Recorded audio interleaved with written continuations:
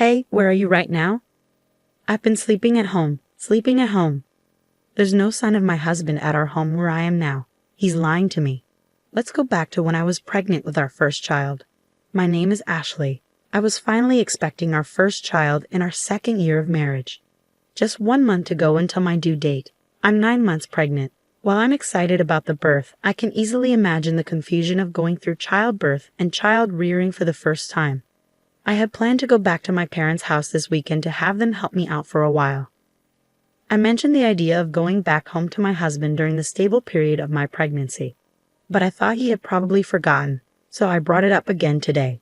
While I was relaxing and watching TV, my husband casually mentioned, "Heading back to your parents? Oh yeah, you mentioned that.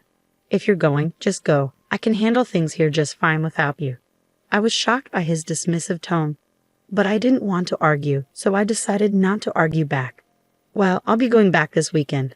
Our baby is due next month, and I plan to stay there for a month or two after giving birth. So I'll probably be back in about 3 months.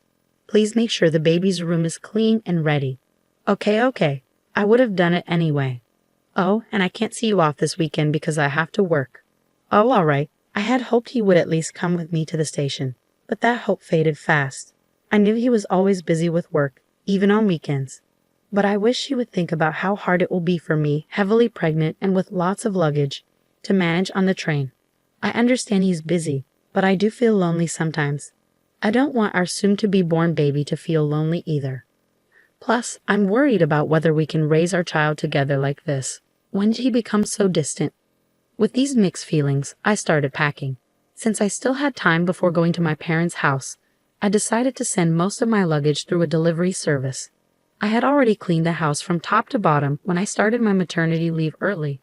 They say pregnant women have a nesting instinct. I had set up a crib and prepared a space for the baby, excited to start our new life as a family of 3. When I returned after 2.5 months, I found that my husband was being really messy despite my efforts to clean up before leaving. Maybe I cleaned too early, but still he seemed to have forgotten how to live in a tidy home. He'd leave half-empty drink bottles lying around and ignore the cardboard boxes from his online shopping. I realized that I'd never seen him cook or clean since we got married. Even though I kept trying to tidy up, things only got messier, and I started worrying about the state of the house while I was away. But with the baby coming soon, I had to focus on preparing for childbirth. The weekend came quickly, and I went to my parents' home. Meanwhile, my husband didn't even see me off to work. While I relaxed at my parents' place, I stayed in touch with him through emails every day and called him about every 3 days. But gradually, he started ignoring my calls more often. When I managed to get through to him, I noticed he'd been avoiding my calls lately. I asked, "You've been hard to reach lately, are you busy?" But his answers were vague, like sort of, or not really. Then I asked him nervously, "You're not cheating on me, are you?" I've heard some men do that when their wives are pregnant. He sounded annoyed and denied it, saying, "No, why would I do that?" It's frustrating to be accused. Feeling uneasy, I quickly apologized. Having these worries while carrying our precious baby wasn't good for my mental health. I needed to trust my husband, I decided. A few weeks later, I started having labor pains. As I prepared to go to the hospital, I called my husband. I felt embarrassed to show how much pain I was in, but I really wanted him there when our baby was born. I thought surely he'd be touched by the birth of our child. I'm in labor. It usually takes about half a day for the first baby to arrive, so if you leave now, you should make it in time.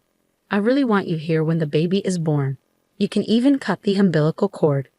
When I asked him to come, my husband sighed in annoyance. "What?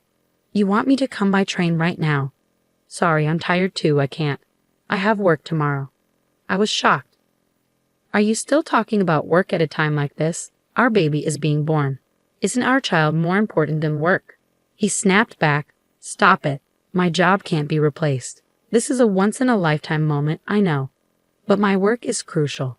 If I don't do it, it won't get done. Can't you understand? I have to go. I'm busy." And he hung up. I tried to convince him, but he wouldn't listen. As I sobbed through the pain of labor, I wondered why he was so indifferent to our child's birth. From the moment I found out I was pregnant, my child became my priority. But as a father, he seemed so distant. So I faced childbirth alone. The pain lasted a whole day, and the next day, a beautiful baby boy was born. The baby was so tiny, adorable, and dearly loved. After leaving the hospital, my parents doted on him, teaching me all sorts of things about taking care of him. Within a month, I had gotten pretty good at giving him baths. My parents worried about me, though. "Are you sure you're okay with your husband? We can't help but worry about you when we leave." But not wanting to trouble them, I reassured them, saying, "I think I'll manage somehow. My health is improving faster than I thought. I might go back home next week," I told them. "Really, don't overdo it. Let us know if anything happens," they replied. People often say that recovering from childbirth is like recovering from a car accident, but thanks to hormones, I was in good spirits and my body was healing well. I was also getting the hang of taking care of the baby, so I decided to go back home a bit earlier than planned. While I stayed with my parents, my husband hardly reached out, and even when I sent him photos and videos of our son, he didn't seem interested. I figured maybe the feeling of being a parent really kicks in when you're actively involved in raising the baby, and perhaps he wouldn't feel like a father until he spent time with our son. That's what I hoped, at least. It kept me going. I decided to surprise my husband by having my parents drop me off at home. I didn't tell him I was coming, but he should have been home since it was his day off. I wondered how he'd react when he saw our baby for the first time. Would our baby like our home? After a few hours' drive, we got home. I held our son while my parents brought in our luggage, and I unlocked the door. But when we walked in, the house was dark and silent. "We're back a bit earlier than expected, but we're home now." "Huh, no one's here. What's that smell?" As we stepped into the living room, a terrible odor hit us.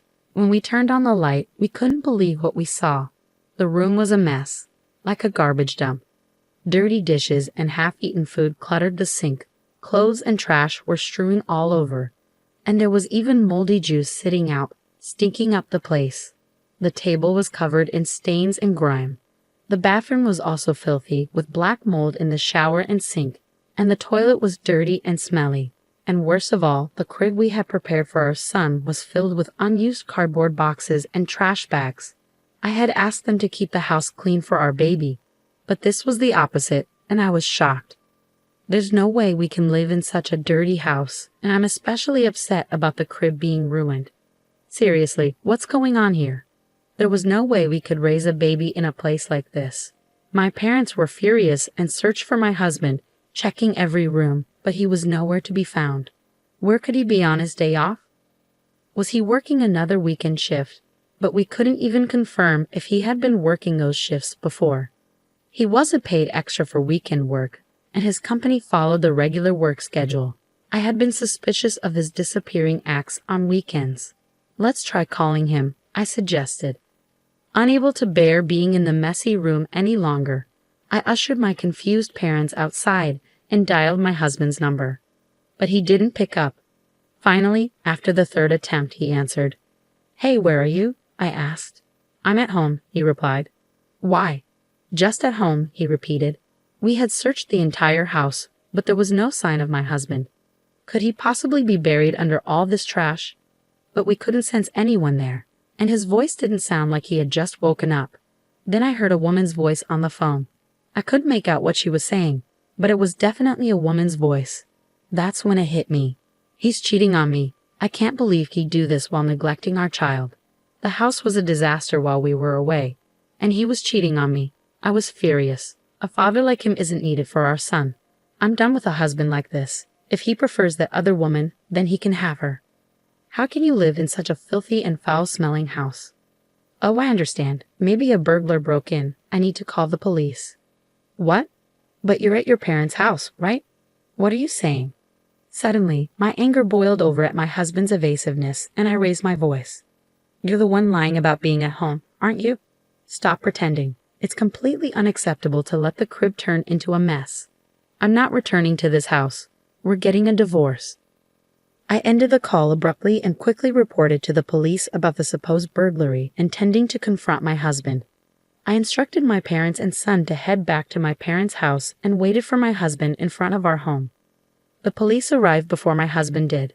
I welcomed them into the house as if they were guests, and soon after, I spotted my husband approaching, accompanied by another woman. As my husband came closer, his expression seemed to say, "This is bad." I confronted him, saying, "Hey, you weren't supposed to be back until next month. But who is she? The woman next to him glared at me, her arms crossed. And who are you, for that matter? She retorted. Despite encountering his mistress, I strangely felt calm. I decided to question the woman. It turned out my husband had been meeting her without revealing he was married. I was so disgusted with him that I didn't know how to react anymore. Hey, at least let me explain, my husband pleaded, trying to grab my shoulder, but I slapped his hand away, not wanting him to touch me. Don't touch me. It's disgusting. The police are checking the room right now. I hope you're embarrassed having them see the mess you've made. I'm leaving now. You can explain to the police. Goodbye. Leaving them stunned, I went back to my parents' house, ignoring the numerous calls from my husband. That night, I finally decided to respond. It seemed he had explained the situation to the police, and he returned home looking troubled. It must have been embarrassing for him to see the police struggling in the messy room, but he brought it upon himself. After being rejected by the woman he had been deceiving, all that was left for him was shame and a wrecked house. Please, I'm sorry. Come back. I've been looking forward to seeing our son, he pleaded. If he truly felt sorry, he should have come to my parents' house at least. Thinking he could apologize over the phone, and everything would be fine shows what kind of person he is. I can't imagine a future with him. Even though you never showed any interest before, you suddenly care. You weren't even there when I gave birth, despite me asking you to come several times, I pointed out. Well, I thought you knew that I would. I'll clean up the room. I can't do household chores without you. I need you, he pleaded. I could imagine my husband growing more desperate and flustered on the other end of the line as I continued to reject him.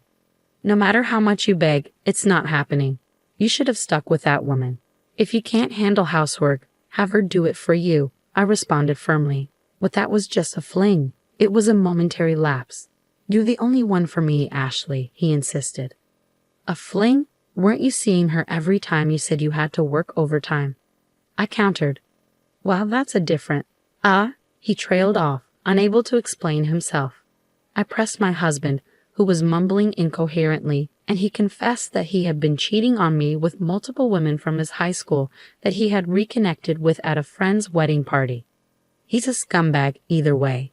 There's no point in talking, I thought to myself as I listened to him desperately apologizing, his voice close to tears. I can't believe it. You disgust me. Were you planning to touch our son with those hands? Unthinkable, I said, feeling a chill run down my spine. I won't do it again. I'll come to pick you up right now. I want to see you and our son. I'll prove my sincerity. Let's go home together, he pleaded. I couldn't believe what I was hearing from his defiant voice. What was he thinking at this point? I can't trust you. There's nothing more to talk about. I'll raise our son on my own, I declared firmly. Ashley, please forgive. He began, but I hung up before I could hear the rest of his words. The sound of the call ending echoed emptily in my ear, and that marked the end of our short marital life. Half a year has passed since then, and I've decided to start working, relying on my parents for support. Once I've saved up enough money, I intend to leave my parents' house and start living on my own with my son. I'm in the midst of divorce negotiations with my husband, mainly for the sake of alimony. Despite his limited experience living alone, my husband is apparently unable to manage household chores, and most of his meals are from dining out, leaving his house in disarray. However, that's no longer my concern. I will do my best, showering my son with abundant love and care.